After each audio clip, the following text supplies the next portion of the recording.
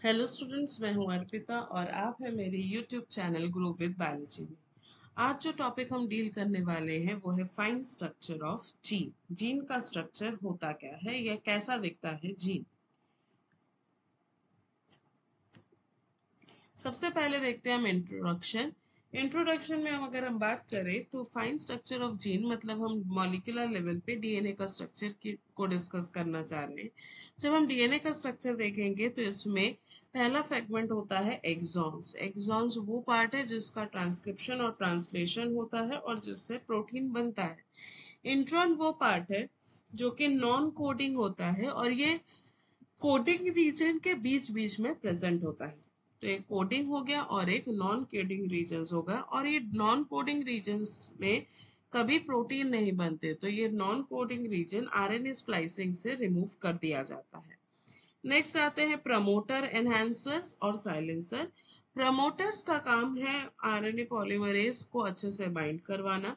Enhancers का काम है कि इस बाइंडिंग को स्ट्रॉन्ग कराना ताकि पॉलीमरेज अच्छे से उस डीएनए पे रह पाए, ज्यादा टाइम रह पाए और एबॉर्टिव ट्रांसक्रिप्शन ना हो। साइलेंसर का काम है कि सेगमेंट को रिटोरिएट कर देना या जीन एक्सप्रेशंस को कम कर देना, तो वो है साइलेंसर का काम। नेक्स्ट आते हैं अनट्रांसलेटेड रीजन्स। वो रीजन्स जो कि कभी भी ट्रांसलेट नहीं होते हैं, मतलब ट्रांसक्रिप्शन के बाद एमआरएनए तो बनाते हैं पर एमआरएनए के फ्रैगमेंट में एक पार्ट होता है जहां राइबोसोम जुड़ता है। राइबोसोम जुड़ने के पहले वाले पार्ट से का जो है पोर्शन, वो पार्ट में कभी भी ट्रांसलेशन नहीं होता, और जहां पे टर्मिनेशन पार्ट है उस टर्मिनेशन के बाद वाले पार्ट का भी ट्रांसलेशन नहीं होता। तो ये स्टार्टिंग वाला पार्ट और लास्ट वाला पार्ट जो है ये होता है अनट्रांसलेटेड रीजन। ये हर एक जीन के आसपास होता है और इसको 5' एंड में भी पाया जाता है और 3' एंड में भी पाया जाता है। तो इसको 5' UTR या फिर 3' UTR बोला जाता है।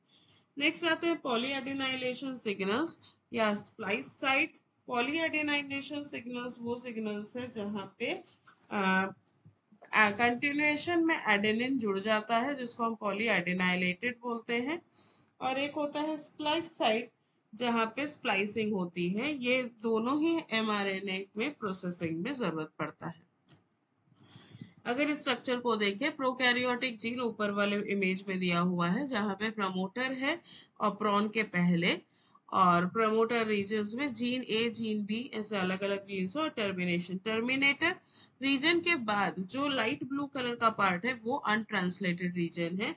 उसी तरह प्रमोटर में भी देखिए स्किन कलर के पहले वाला जो पार्ट है वो अनट्रांसलेटेड 5' रीजन है।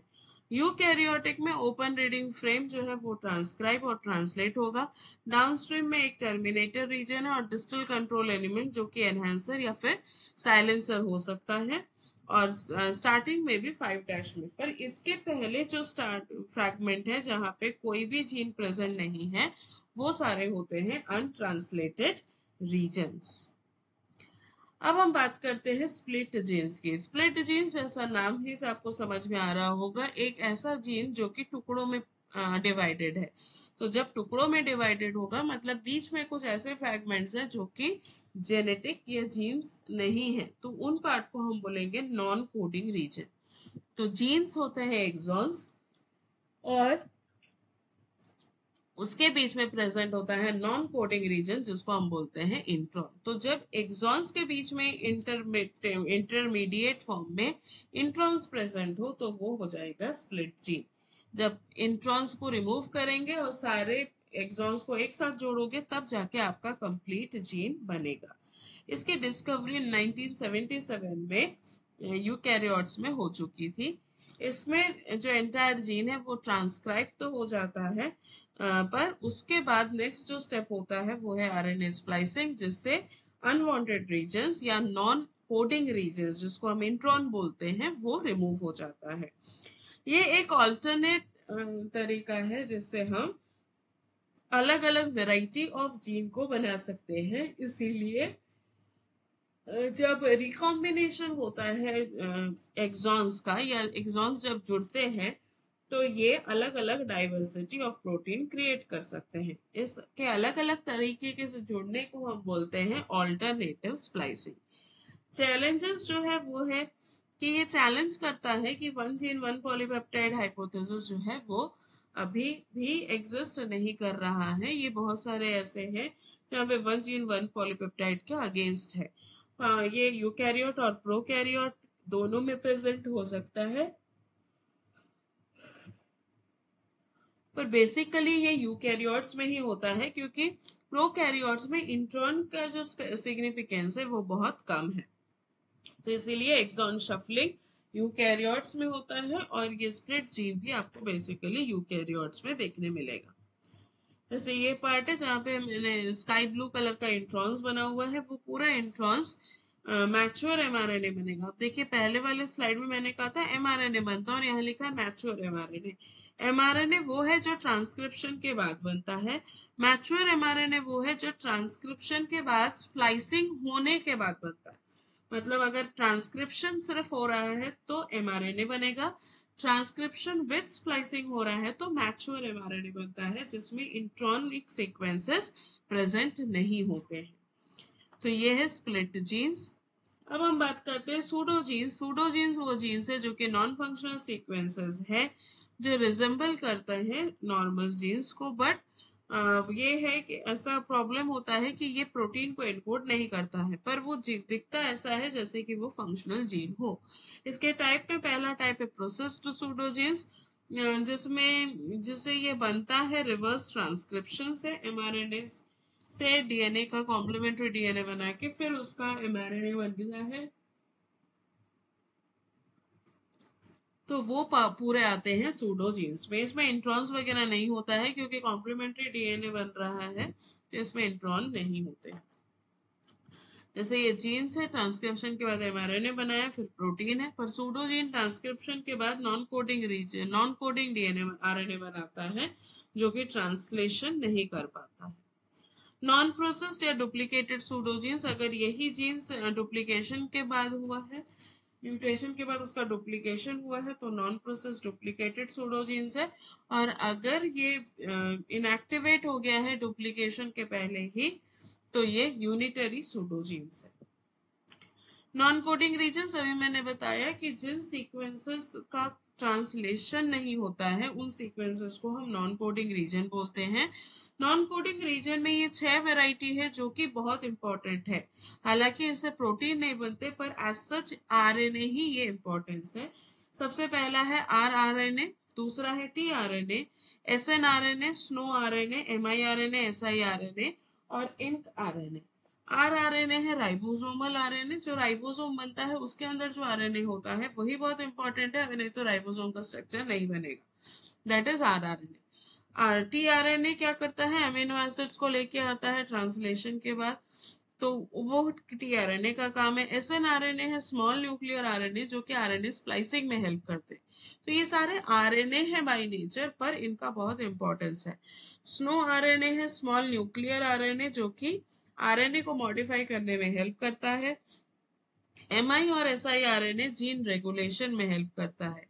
एन आरएनए जो है क्रोमैटिन रीमॉडलिंग में हेल्प करता है, क्रोमैटिन रीमॉडलिंग या फिर ट्रांसक्रिप्शन रेगुलेशंस।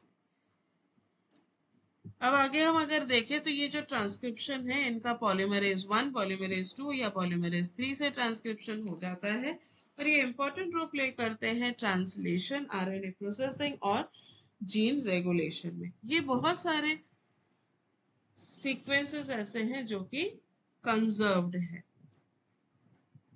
फिर आते हैं हम ओवरलैपिंग जीन्स में। ओवरलैपिंग जीन्स वो जीन्स होते हैं जहां पे एक जीन में ही दूसरा जीन आधा या पूरा छुपा हुआ होता है। सेम स्ट्रैंड में ओवरलैप हो सकता है या फिर ऑपोजिट स्ट्रैंड में भी ओवरलैप हो सकता है। ये देखिए इसमें दोनों सेम स्ट्रैंड में है, सेम फेज में जा रहे हैं, और ऑपोजिट फेज में है तो ऑपोजिट स्ट्रैंड में दूसरे वे में ये ट्रांसक्राइब और ट्रांसलेट होंगे, तो इसको हम बोलते हैं आपका ओवरलैपिंग जीन्स। इसमें कैरेक्टरिस्टिक अगर देखें, ये फर्स्ट ऑब्जर्व किया था वायरसेस में। इसमें प्रोकैरियोट्स यूकैरियोट्स दोनों में होता है और ये जीनोमिक इंफॉर्मेशन की डेंसिटी को बढ़ा देता है। इम्पोर्टेंस अगर हम बात करें इसकी, तो ये जीन रेगुलेशन और इवोल्यूशन, क्योंकि इसमें ओवरलैपिंग है इसीलिए ये इवोल्यूशन में भी बहुत क्रूशियल रोल प्ले करता है। एग्जाम्पल्स में ATP8 और ATP6 जीन्स ये ह्यूमन माइटोकॉन्ड्रियल जीनोम में पाया जाता है, जो कि ओवरलैप्ड जीन्स है। मल्टी जीन फैमिली की अगर हम बात करें, तो ये वो जीन्स फैमिली है जिसमें स्ट्रक्चरली या फंक्शनल सिमिलर जीन प्रेजेंट होते हैं, जो कि कॉमन एंसेस्ट्रल से बनते हैं, पर इनका लोकेशन जो है वो अलग अलग होता है। सेम वेराइटी है, सेम लगेंगे, एग्जैक्टली सेम लगेगा, जेरोक्स कॉपी लगेगा, पर इसका ओरिजिन भी सेम है, पर ये जो लोकेशन है इसकी लोकेशंस अलग एरिया पे होता है। अगर एक के बाद एक प्रेजेंट है तो उसको टैंडम जीन फैमिली बोलते हैं, पर अगर एक जीनोम और उसी जीनोम में बहुत दूर में प्रेजेंट है तो उसको डिस्पर्स जीन फैमिलीज बोलते हैं। मतलब मल्टीपल कॉपीज प्रेजेंट है पर एक के बाद एक तो टैंडम, और अगर दूर दूर पे है तो डिस्पर्स्ड। इसके एग्जांपल्स में हम देखते हैं अल्फा ग्लोबिन और बीटा ग्लोबिन। ये हेमोग्लोबिन का पार्ट है। जो अल्फा ग्लोबिन है ये क्रोमोसोम 16 से सिंथेसाइज होता है और बीटा ग्लोबिन जो है वो क्रोमोसोम 11 से सिंथेसाइज हो रहा है, पर दोनों के प्रॉपर्टीज सिमिलर है। कैरेक्टरिस्टिक्स अगर देखें तो यहाँ पे जीन जो है डुप्लीकेशन और डाइवर्जेंस पे जाता है। इसके जो मेंबर्स है वो आइडेंटिकल होते हैं, RNA कॉपीज मैच करते हैं, ये सिमिलर होते हैं पर फंक्शनल डिस्टिंक्ट होता है, जैसे अल्फा और beta globulin gene family. Examples में अल्फा ग्लोबुलिन और बीटा ग्लोबुलिन। सिग्निफिकेंस जिसमें हम देख सकते हैं कि ये डिफरेंशियल एक्सप्रेशंस को हेल्प करता है और ये डिफरेंशियल एक्सप्रेशंस डेवलपमेंट के वक्त ज़रूरी होता है, और ये इवोल्यूशनरी सोर्सेज भी एज सच इवोल्यूशनरी सोर्सेज जैसा भी काम करता है।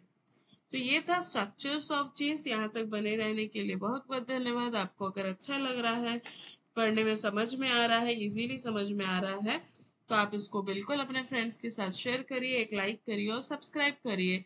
बेल आइकन प्रेस करिएगा ताकि आपको नेक्स्ट वीडियोस टाइम पे पहुंच सके। Thank you and happy study.